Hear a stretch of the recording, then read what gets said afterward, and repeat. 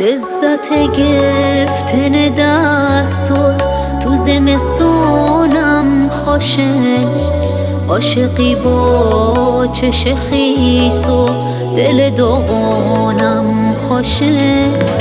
ای که 100 بار اشکنی دلم با کم محلیات، ولی نابی تو اکاره خوب پشیمونم خوشه. رفتی و روشن بود بدون تو تکلیفو، ولی می هنوزم عکسای تو کیفو. تو تفهمی که می بشته از خودت بی تو مبا، رفتی و پشت سر خود ند که حتی یه نگاه.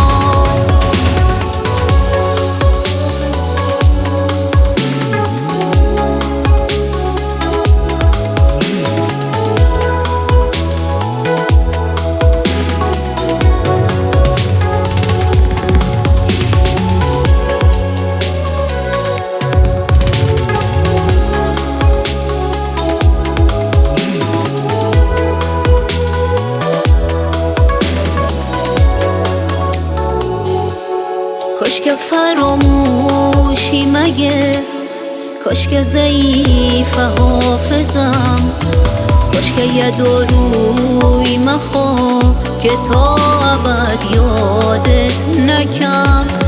کاش حکم از اول دل نهم، دوریت و مشکل نهم.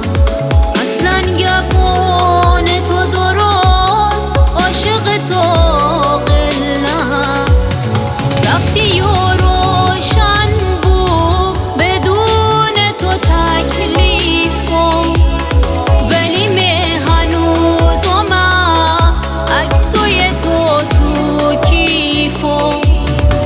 تو تفهمی که می بشته از خودت بی تو مبا، رفتی و پشت سر خود ند که حتی یه نگاه.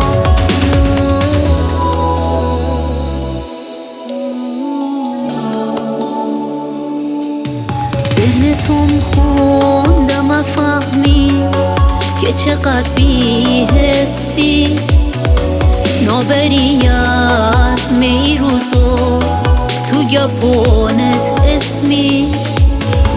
اشکنی و انوسی پارو دلم بی احساس، انگار از خدا و از آهم هم ناترسی. امگو هر کاریت که اگرم نادیدم، حتی حرفونت که نصفش تهمت و تهدیدم. امگو دوری مکن از من، طاقتم نین اصلا. باش لاغر یه خورده از حالمت فهمیدم.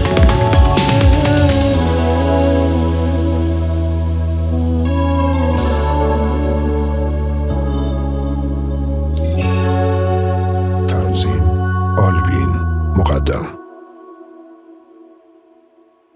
نوای جفتی.